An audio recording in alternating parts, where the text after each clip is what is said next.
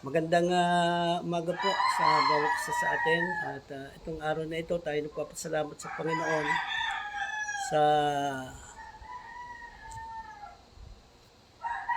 pagkakataong ito na sa biyaya at tabag ng ating Panginoon ay nananatili tayong malakas, buhay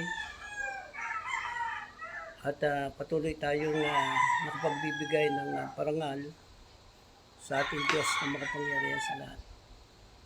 Bagamat marami tayong kababayang Pilipino na nawalan ng tahanan, mayroong mga nakaranas ng maraming mga namatayan, marami yung mga nawalan ng kabuhayan. Itong trahedyang ito ay paulit-ulit na naranasan natin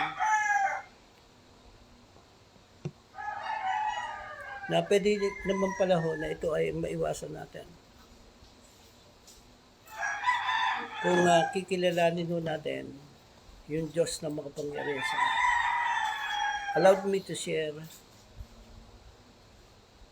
the passage about the Word of God. Kung tayo po ay may Biblia, buksan natin ang ating Biblia doon sa aklat ng Exodus. Marahil po ulit-ulit na natin dito naririnig o nababasa.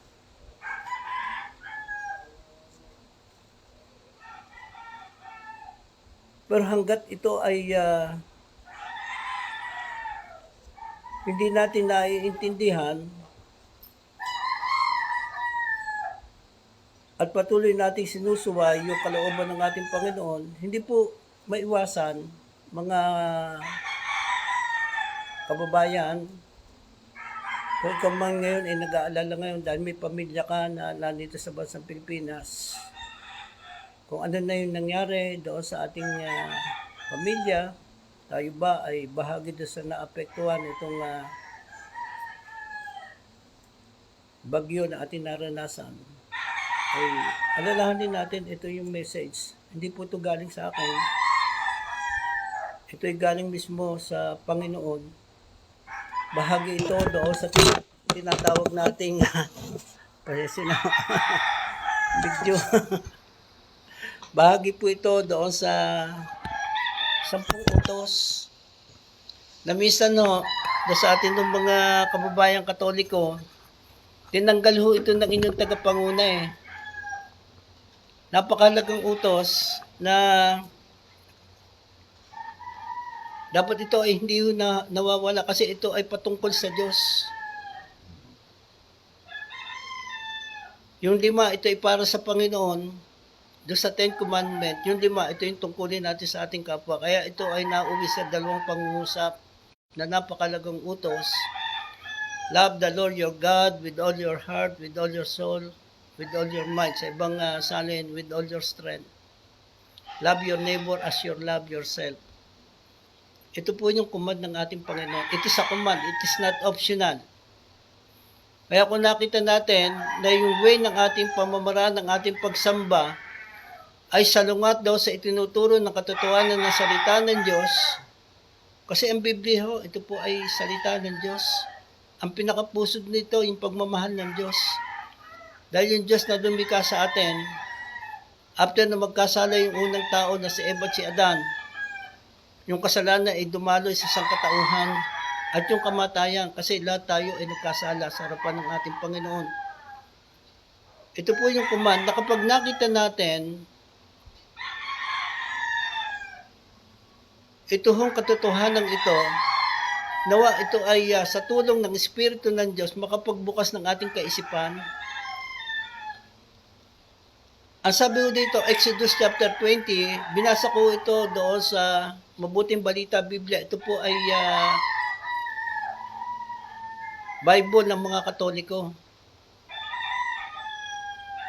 Naniniwala po tayo doon sa salita ng Diyos. At sinabi din, paalala sa atin, huwag magdadagdag, huwag magbabawas.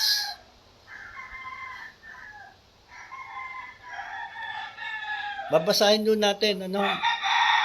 Ang sabi ko dito, verse 1, ang lahat ng ito'y sinabi ng Diyos, ako si Yahweh, ang inyong Diyos, na naglabas sa inyo sa Ehipto at nagpalaya sa iyo mula sa pagkaalipin.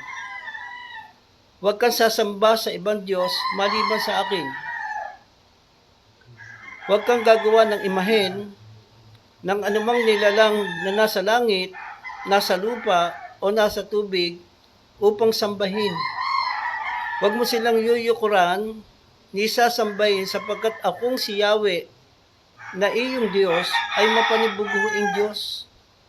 Ang kasalanan ng mga magulang ay sisingilin ko sa kanilang mga anak, pansinin niyo po mabuti, hanggang sa ikatlo at ikaapat na salinlahi. Verse 6, pansinin niyo po itong mabuti, kapag ito po ay atin mong ginawa, ngunit ipinadarama ko ang aking pag-ibig sa libu-libong salinlahi na mga umiibig sa akin at tumutupad sa aking mga kautusan. Huwag mong gagamitin sa walang kabuluhan ang pangalan ni Yahweh na iyong Diyos. Tiyak na paparusahan ko ang sino mang gumamit nito ng walang kabuluhan. Pinagpala na ng Panginoon ng kanyang mga salita. It is a command, it is not optional. Pag sinabi yung command, ibinigay ng Diyos ito sa atin. Kapag inaralo natin yung context, nito pong Exodus chapter 20, ito po yung panahon na sa pamamagitan ni Moises, yung mga Israelita na nasa ilalim ng pagkaalipin ng mga taga-Ehipto sa pangunguna ng masamang paraon. Pinatunayan ng Diyos na yung Diyos ng langit at lupa, may likha nito, ay Diyos na makapangyarihan sa lahat. Bagamat nung panahon noon, isa sa pinakamakapangyarihang bansa, ang bansang Ehipto. Meron silang mga kinikilalang mga Diyos. Mga Diyos-Diyosan. Nanilikha lamang ng tao sa halip na kanilang sinamba ay yung Diyos na manlilikha. Ito nga po si Yahweh. Ang tunay na Diyos na makapangyarihan sa lahat. Dito pinatunayan ng ating Panginoon na ang Diyos ng Israel ay siya yung tunay na Diyos at makapangyarihan Diyos.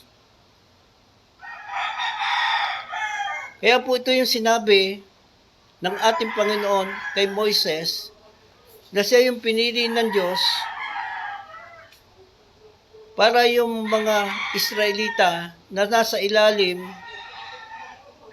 ng pagkaalipin at kapangyarihan ng mga taga-Ehipto sa pangunguna ng masamang paraon. Panahon na hindi na nila naaalala yung ginawa ng Diyos sa pamamagitan ni Jose, na isa sa pinakamakapangyarihan, na siyang naging daan para maisalba yung mga tao na hindi lang po yung mga taga-Ehipto, yung mga Israelita, even yung mga nasa ibang mga bansa, para maisurvive yung kanilang kagutuman. Kaya dito, after na maranasan ng mga Israelita yung kapangyarihan ng Diyos kung paano sila iningatan ng Panginoon, proteksyonan ng ating Panginoon, even doon sa 10 salot na ipinadala ni Yahweh doon sa mga taga-Ehipto, naranasan nila yung, pero yung bayan ng Diyos, hindi pinahintulutan ni isang langaw na ito'y maranasan nila. Kaya ito po'y tagubilin. Kaya kapag ito'y inanawa natin, mga minamahal ko, don't be offend me, Kasi ito pong ating bansa, nasabing Kristiyanong bansa,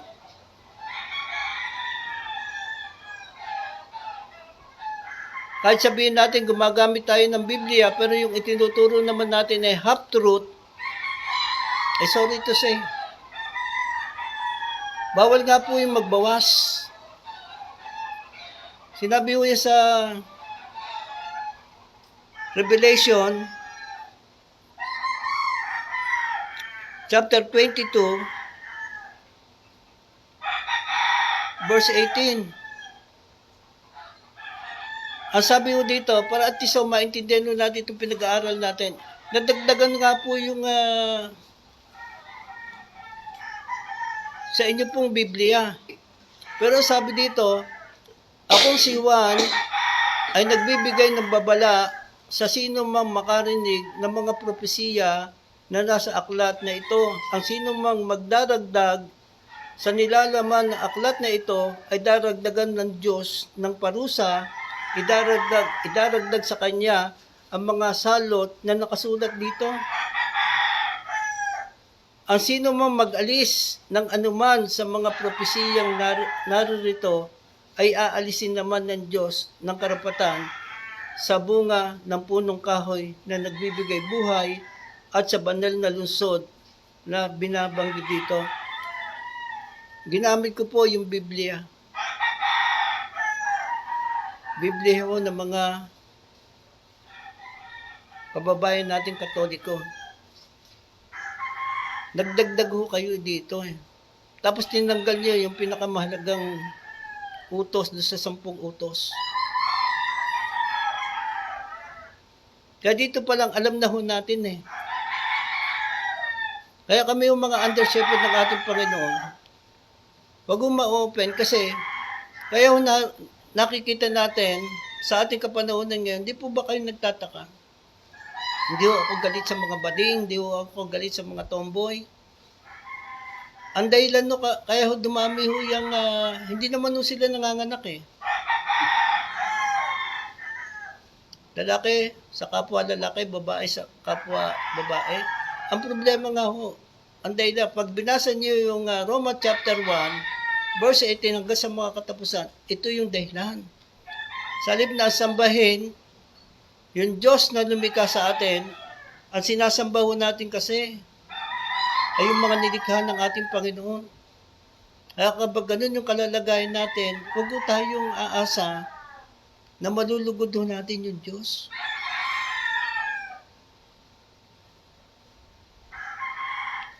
Di po ba napakahirap na kalalagayan ngayon natin mga Pilipino? Nung araw, nung ako ho ay testimony po, nung ako po ay bata pa, ako po ay nasa 60 na ho ngayon sa biyaya tabog ng ating Panginoon. Bibihira ho tayo makaranas doon ng bibihira yung lindol, bibihira po yung bagyo na ating naranasan. Pero nakikita natin ngayon, sa patuloy na pagsama ng mga tao, nakikita ho natin ngayon yung iba't ibang uri ng trahedya. Kung ilalagay ho natin yung ating sarili doon sa mga kababayan natin Pilipino na nakaranas ho ngayon ng ang dami namatay, meron nga isa dyan halos yung buong mga anak niya namatay. Yung nakikita mo na wala kang magawa kasi even yung ating mga kababayan din na tutulong sa atin, nililigtas din nila yung kanilang sarili. Hindi po ito gusto ng Diyos. Kasi sinabi mismo ng ating Panginoon, John chapter 10, verse 10, kaya lamang paparito ang magnanakaw upang magnakaw, pumatay at magwasak. Sabi ng Panginoon, naparito ako upang ang tupay magkaroon ng buhay, isang buhay na ganap at kasiyasiya. Kaya minsan kaya ho natin naranasan yung matinding trahedyang ito, mga minamahal ko, don't be offend me, bunga ho ng ating pagsuway. Pwede naman ho natin itong maiwasan kung tayo po ay susunod ng buong katapatan. Kaya tama yung sinabi ng isang speaker eh. Yung dumating dito, yung aking pisan ay nanonood siya ng live. May mga dahilan eh. Nagtataka tayo bakit ang ating matanda ay babaero, lasinggero, magsusugal, maraming mga babae na kinasama. Kapag titingnan nun natin, bakit ito dumadaloy sa ating mga anak? At kapag hindi natin naintindihan itong command na ito ng Panginoon kay Moises, maging sa ating mga tao ngayon na nabubuhay sa ating kapanahonan ngayon, pakinggan niyo mabuti. Patuloy na dadali at dadali po ito. Ang totoong Diyos nagpapalaya. Ang totoong Diyos nagbabago ng buhay. Baka mamaya nga hindi nga tayo sumasamba sa Diyos-Diyosan. Pero yung isang uri ng pagsamba sa Diyos-Diyosan, yung kasakiman. Ang sabi doon sa Colossus chapter 3 verse 5, isang uri yun ng pagsamba sa Diyos-Diyosan yan. Binanggit din ni Apostle Pablo sa Ephesians chapter 5 verse 5, isang uri ng kasakiman. Isang uri ng pagsamba sa Diyos-Diyosan yung kasakiman. At nawa tayong mga mananampalataya, laya na po tayo dyan, lalo na yung atin ng mga pinagpala nating kapatiran na bilyonaryo, milyonaryo ngayon, ang dami yung mga Pilipino nangangailangan. Alam niyo, yung totoong nagmamahal sa Diyos, totoong may takot sa Diyos. Hindi na kinakailangan pang pilitin, magkukusaw tayo sa abot ng ating makakayanan.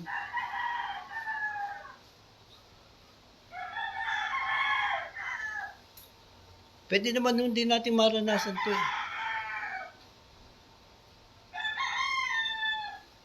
Naalala ko noon nung panahon na nagkaroon ng EDSA Revolution. Ito, testimony lang, aralin niyo po mabuti. Sinasabi natin tayo nakalaya doon sa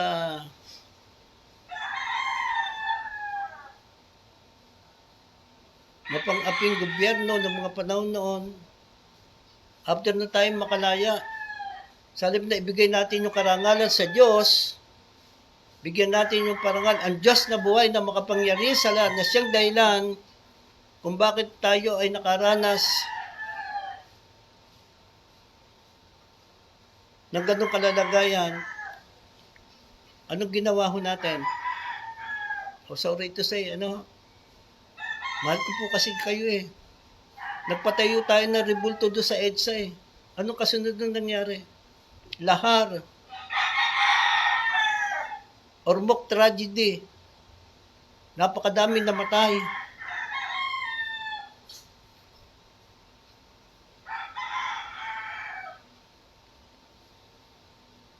Dumadali eh. Hindi po ba natin napapansin yan?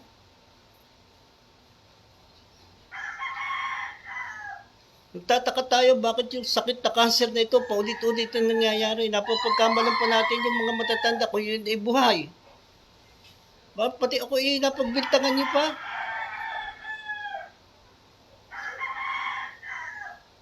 Tayo po may sarili hong kalayaan bilang tao. Kamusta po yung lifestyle natin? Kamusta po yung uri ng buhay natin ngayon? Di po ba nakapakinig naman ho tayo ng salita ng Diyos? Lalo na kung tayong mga mananampalataya. Maliban na lamang ho, katulad tayo ng isang tao na nagtayo ng kanyang bahay doon sa pundasyong buhangin. Ang sabi doon ng Panginoon, ang bawat nakikinig at hindi nagsasagawa ng mga salita kung ito ay matutunan sa isang taong mangmang. Alam niyo po ba yung salitang pulis? Pag tinignan niyo po yan sa Tagalog, hindi niyo magugustuhan eh. Sirambait, luko-luko. Imagine, salita ho ng Diyos yan, salita ng buhay.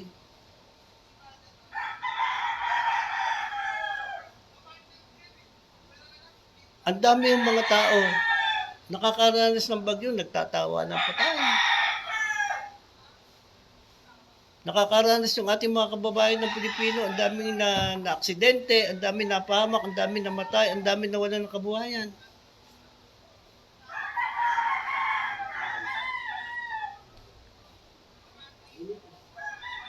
Ito po yung sabi dito eh.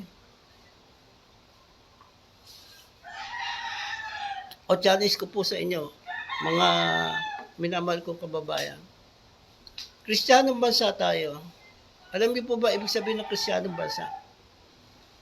Kaya tayo tinawag na Kristiyano, binanggit niya doon sa Goa chapter 11 verse 26. Pag sinabing Kristiyano, tinawag yan doon sa mga mananampalataya, ang tawag ay tagasunod ng ating Panginoong Jesucristo. Pag sinabing tagasunod, susunod tayo doon sa aral ng ating Panginoong Jesus.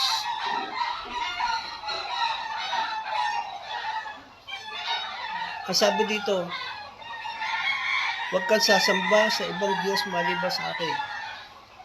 Huwag kang gagawa ng imahen ng anumang nilalang na nasa langit, nasa lupa, o nasa tubig upang sambahin. Huwag mo silang yuyukuran, ni sasambay sapagkat akong si Yahweh na inyong Diyos ay mapanibuguin Diyos.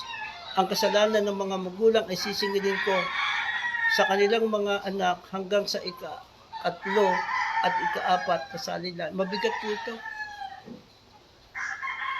Salamat na nga lang po sa Diyos eh. Ang Diyos ay Diyos ng mga bagay.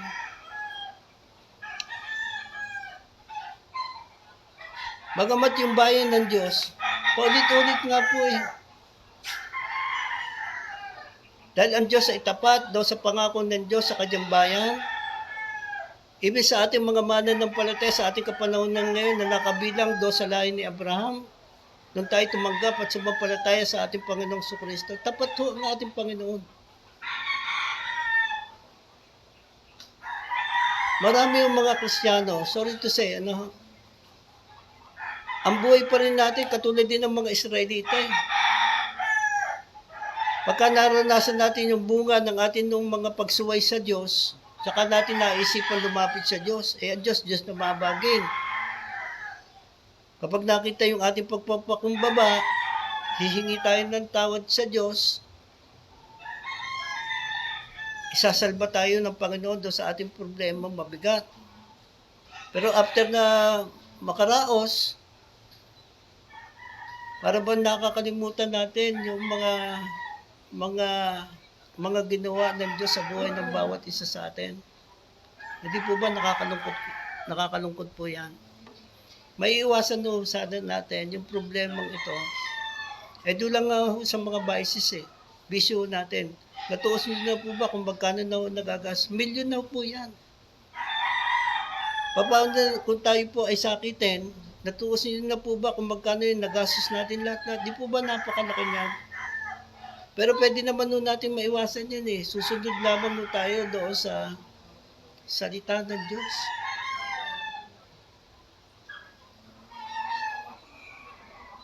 Ito po yung sinabi ng Panginoon eh. Tingnan niyo. Merong kondisyon ng Panginoon eh. Kung sinabi ng Panginoon, kapag mali yung ating pagsamba, kapag sinuway natin ang Diyos doon sa utos ng ating Panginoon, siya po yung nagbigay ng buhay natin, lakas natin, hininga natin. Nangyayari po ito eh. May iwasan doon sana natin ito. Tingnan niyo po ang pangako ng Diyos, verse 6. Ngunit ipinadarama ko ang aking pag-ibig sa libo-libong salinlay. Libo-libong salinlay. Imagine. Na mga umiibig sa akin at tumutupad sa aking mga kautusan.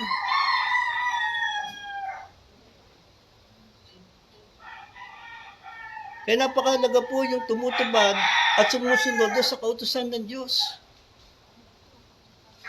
Kung gusto natin makat yung po mga sumpa na siyang dumadaloy sa pamilya natin. Halimbawa, kung babaero yung ating mga ninuno, magsusugal yung ating mga ninuno. O lagi tayo nagkakasakit o kaya yung ating mga ninuno ay mamamatay tao.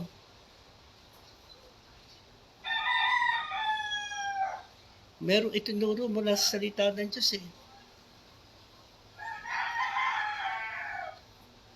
Pagsisihan natin, palikuran natin yung ating mga kasalanan, sambahin natin yung tunay na Diyos sa Espiritu at sa katotohanan. Even tao ho, pakinggan niyo mabuti mga, even si Pedro, even si Apostle Pablo,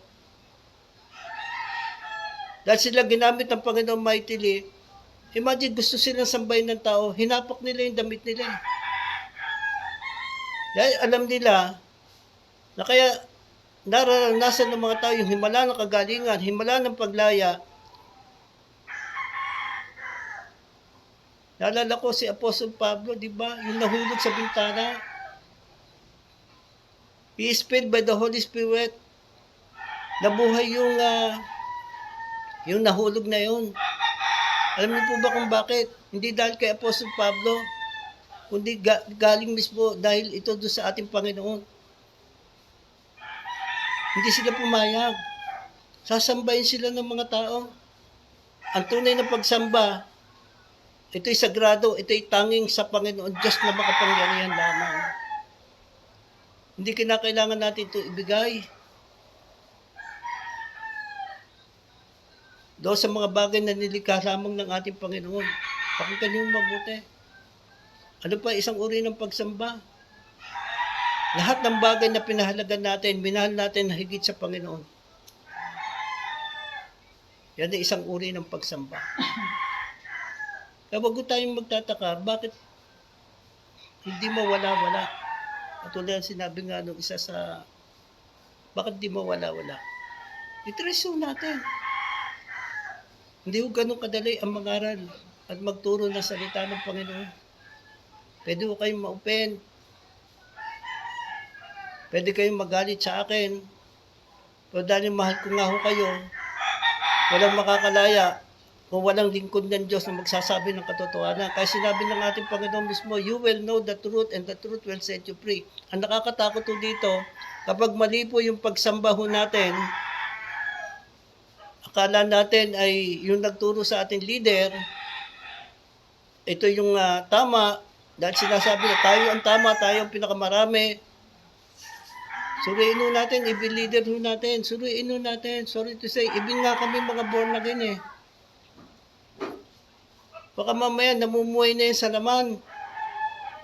Baka mamaya yung inaakay nila sa alim na akayin sa Panginoon, doon sa makipot na daan, ay doon sa malapad na daan, as is, walang nagkukorek, walang nagpapaalala, na hindi nating alam, isang araw, kailangan natin, tumatawag tayo sa pangalan ng Panginoon, Panginoon, kailangan natin tayo ay makakarating doon sa kaharian ng Diyos. Pero dahil nga doon sa hindi maiwasan natin, na patuloy na po ulit-ulit natin kasalanan, pagmamalaki natin sa buhay, isang araw baka tayo i-reject ng Panginoon. Yan po yung iniiwasan ng maraming mga Kristiyano. Kamusta po tayo ngayon? Gusto po ba natin tayo po ay hindi na makaranas ng salot dito po sa ating bansa? O challenge ko sa aking kapwa mga under-shepherd ng Panginoon. Huwag po tayong matakot na ipangaral ng katotohanan. Kung mahal natin talaga yung ating mga kababayan, mga Pilipino, sabihin nyo natin yung katotohanan. Kung mahal natin yung ating mga kaanib, abay, wag natin sila i-compromise kapag mali na yung kanilang ginagawa.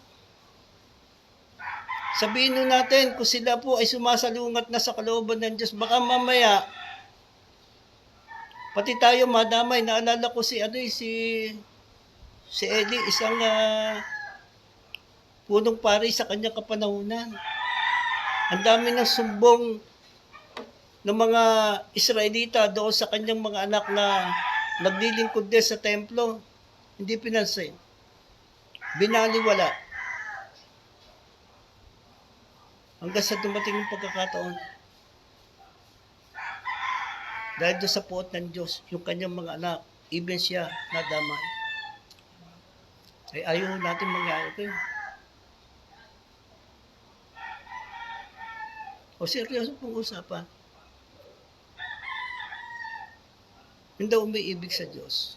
Ang ibig sabihin ng umiibig sa Diyos, kaya tayo sumusunod sa utos ng ating Panginoon. Tama po ba? Mahirap naman sabihin natin umiibig tayo sa Diyos, hindi naman tayo sumusunod sa utos ng Panginoon. E di useless. Pakitang tao po yung sinasabi natin pagmamahal natin sa Diyos. Faith without action is dead.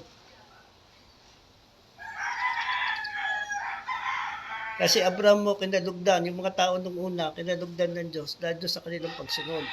Ibig sabihin, kaya tayo may pananampalataya, pinakita natin ito sa pamamagitan ng ating mga gawa. Hindi po obra yung gawa lamang, walang pananampalataya. Dahil ang diablo man, mga demonyo man, sumasampalataya din, nanginginig pa. Anong pagkakaiba? Hindi naman sila sumusunod doon sa kalooban ng Diyos. Nawa itong message na ito. Ito, challenge po sa atin. Tayo po nasa uling panahon. Matuusin niyo mabuti ha. Wala pong sinabi kung kailan babalik, dadating ang Panginoon. Inyo po, sa aking kapalingkod ng Diyos. Mula kay Adan hanggang kay Abraham, ilang taon? 2,000 years. Mula kay Adan hanggang kay Jesus, another 2,000 years. Mula kay Jesus hanggang sa panahon natin, more than 2,000 years. Pag tinignan natin yung prophecy sa Biblia, 7 years, yung isang taon doon. Ito yung pag-aaral ng maraming mga lingkod ng Diyos. Millennium reigns. Alam niyo po ba yung millennium?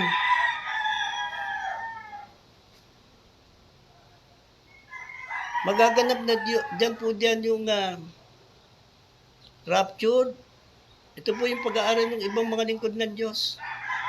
Tayo naman, pinangawakan natin doon, lagi natin sinasabi, ang mananatiling tapat hanggang wakas sa siya maliligtas. Maging handa tayo lagi. Hindi ho natin alam kung kailan talagang pagdating ng Panginoon. Subaybayan ho natin yung turo ng mga propeta ng Diyos. Yung 6 years, naalala niyo po ba sinabi 7 years? Ang dami yung mga makikita natin sa Biblia na kung titingnan natin yung propesiyang ito, nag-uugnay ngayon sa nangyayari sa ating kapanahonan ngayon. Ang Biblia po, totoo. Hindi po myth. Hindi po basta isang kwento lamang. Ang Biblia po, totoo. Almost more than 90% na ho ang nangyayari. Ang iniintay na lang ho natin ngayon, kasama dito yung second coming of the Lord Jesus Christ at yung mga salot pa na maranasan ho ng mga tao. Hanggang sa pag-arrange, pag-aalaw ng Diyos na yung Antikristo, ito po yung inalaw ng Panginoon na ito ay mangyayari na maghahari dito sa buong mundo. Kaya napakapalad doon natin mga mananampalataya. Tayo po nasa uling panahon na. Kaya meron na tayong pamimilian eh. Susunod sa utos ng Diyos. O mananatili tayo doon sa akala nating tama kasi naituro sa atin ng ating mga tagapanguna. O ang panghahawakan natin kung tayo naniniwala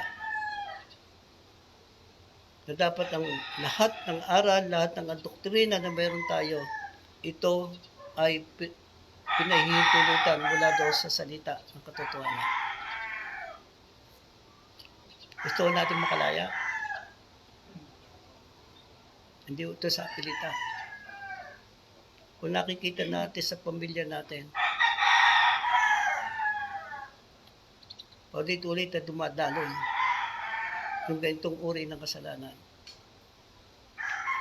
Sa magulang, doon sa ating ninuno, sa ating magulang, ngayon nakikita ngayon natin sa ating mga anak, at kapag hindi pa natin ito kinat, hindi tayo nag-stand doon sa katotohanan bilang magulang, hindi natin ito na ipamulat doon sa mga anak natin, huwag tayo magtataka. Isang araw makikita din natin ito, dadaloy din ito sa pamilya niya. Pero binigyan na tayo ng authority ng Diyos. Ang tanong mo dito, tingnan mo kayo, mga minamahal kong kapatid, are we stand our faith to the Lord intentionally? Are we fight a good fight of faith? Pinanghahawakan po ba natin yung buhay na walang hanggan? Dito tayo tinawag ng Diyos para tayo mag-witness. Ang buhay natin sa mundong ito pasamantala lang. Yung inaalok sa atin ng ating Panginoong Kristo ay buhay na walang hanggan. Kaya sabi doon sa John 3:16, kayo na lamang ang pag-ibig ng Diyos sa salibutan, ipinagkaloob niya kanyang kaisa-isang anak upang ang sino mang sumumpalataya sa kanya ay hindi mapahama, kundi magkaroon ng buhay na walang hanggan. The only deliverer. Pakinggan niyo mabuti. Gusto natin makalaya doon sa lahat ng uri ng sumpa at kasalanang nagpapahirap sa buhay natin. Gusto natin makalaya doon sa impluensya ng mga vices. Natuos na po ba natin sa sapol na tayo matutong magbisyo? Ganun na kalaki, baka milyon na. Tapos nakikita natin, dumadali na naman ito doon sa ating salinlahi. Tama po sinabi ng Biblia, kapag mali po yung pagsamba, kapag tayo ay hindi natin naintindihan ng kahalagahan ng pagsunod doon sa utos ng ating Panginoon, wag ko tayong magtataka. Siyempre sa ating kapanahon ng ngayon, patuloy na dadaloy yung kasalanan ito hanggang sa ika-3, ika-4 na salinlahi natin. Pero ang pangako ng Diyos, ang sabi daw sa Exodus chapter 20, verse 6, pakinggan niyo mabuti. Ang Diyos kasi Diyos ng pag-ibig, Diyos ng mga bagay. Ngunit ipinadadama ko ang aking pag-ibig sa libu-libong salinlahi ng mga umiibig sa akin at tumutupad sa aking mga kautusan. Ito po yung nais natin. Ito yung ating panalangin sa ating Panginoon. Lord, sana ito po yung maranasan namin. Na andito po yung protection ng Diyos. Kapag inulan natin ng Panginoon, minahal natin ng Panginoon, higit sa lahat. At tama po, itong 10 utos na ito, nauwi sa 3 kautusan na napakalaga. Love the Lord your God with all your heart, with all your soul, with all your strength, and with all your mind. Love your neighbor as you love yourself. Yan po yung 10 commandment na uwi sa 2 mahalagang pangungusap.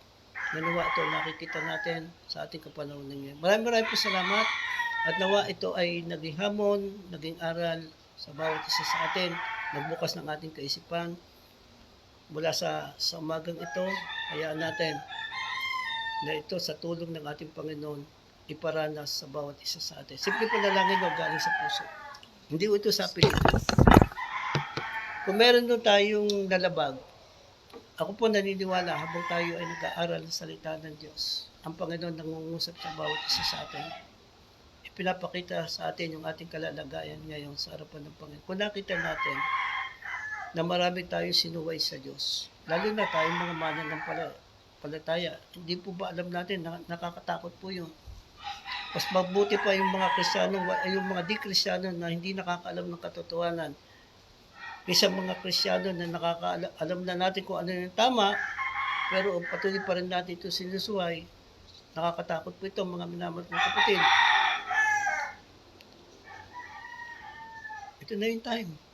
Simple panalangin galing sa puso. Panginoong Hesus, sa umaga po ito, humihingi po kami ng tawad sa lahat-lahat ng kasalanan na aming nagawa lamang sa iyo. Sa aming maling pagsamba sa Diyos na sa halip na ang sambay namin sa Espiritu at katotohanan, kundi ikaw o Diyos na makapangyarihan sa lahat na nahayag sa 3 persona ng pagka-Diyos. Panginoon, patawarin niyo po kami sa paulit-ulit na kasalanan na aming ginagawa. Kaya hindi ho namin maiwasan yung trahedya na paulit-ulit na naranasan namin. Panginoon, in the mighty name of Jesus, sa tulong ng iyong banal na Espiritu, speak with us, enlightening us. Nawa ito pong bagyong ito na ito'y nakapagbukas sa kaisipan ng maraming mga Pilipino. Ito ay naglagay sa puso namin ng banal na pagkatakot sa iyo. Ito yung naging maging dahilan, Panginoon, kung bakit kinakailangan ka namin tanggapin, Panginoong Kristo at panampalatayanan bilang aming Diyos at Panginoon, aming tagapagligtas. At bahagi dito, Panginoon, yung pagsisisi namin at pagtalikod namin sa aming mga kasalanang nagawa laban sa iyo. At sa oras na ito, Panginoon, kahabagan niyo po kami. Tulungan mo po kami, O Diyos. Maging ang lahat ng mga mananampalataya mo, Panginoon, dito po sa bansang Pilipinas, O Diyos. Nawa makita namin yung napakalagang panawagan mo sa amin bilang asin at liwanag sa sanlibutan ito. Hayaan mo, Panginoon, yung iyong salita, Panginoon, makita ho sa amin ito, Panginoon, na ito'y aming ipinapamuhay, Panginoon, in the name of Jesus. In the mighty name of Jesus. Maintindihan ho namin, Panginoon, yung kahalagahan ng aming katatayuan ngayon bilang mga mananampalataya mo, Panginoon. Kaya mo kami maging mabuting impluensya sa aming pamilya, sa aming mga kamag-anak, sa aming mga kaibigan, sa mga taong nakakasalamuha namin. Hindi ho kami yung ma-impluensyahan, Panginoon. Father God, in the name of Jesus, at sa tulong ng iyong banal na Espiritu, Panginoon, gamitin mo ang bawat mga mananampalataya sa bawat mga local churches, hindi lamang sa bansang Pilipinas, maging sa bansang Israel, maging sa iba't ibang bansa, Panginoon, upang maipakilala namin ikaw, Panginoong Kristo, bilang tunay na Diyos na aming tagapagligtas, Diyos na makapangyarihan sa lahat. Ikaw yung pinanggagalingan na lahat-lahat ng aming pangangailangan. Sa iyo nanggaling ang aming buhay. Ikaw ang nagbigay, ikaw din ang babawi, Panginoon. Huwag niyong hayaan, Panginoon, na kami mamatay, itong buhay na ito na pinayron mo sa amin, na hindi kami maging kalugod-lugod sa iyo, Panginoon. Sa uling sandali ng buhay namin, Panginoon, alalahanin namin yung ginawa mo diyan sa cross, Panginoon, may 2,000 taon na nakakaraan. Kilalanin ka namin, Panginoon. Tanggapin ka at panampalatayan ng bilang Panginoon at aming tagapagligtas. Maghari ka po sa buhay ng mga Pilipino, O Diyos. I-expose niyo po lahat ng uri ng kasinungalingan ni Satanas at ng kanyang mga kampon. Even yung mga taong salungat sa katotohanan, Panginoon, na nagtayo na reliyon, Panginoon. Nasa halip, ikaw yung maging sentro ng aming pananampalataya, Panginoong Kristo, in the name of Jesus. Patunayan mo, Panginoon, O Diyos, ng iyong mga anak, O Diyos, mula sa iyong pangako, ay hindi na nagpapatuloy sa pagkakasala at hindi kami maaaring anhin ng dyablo.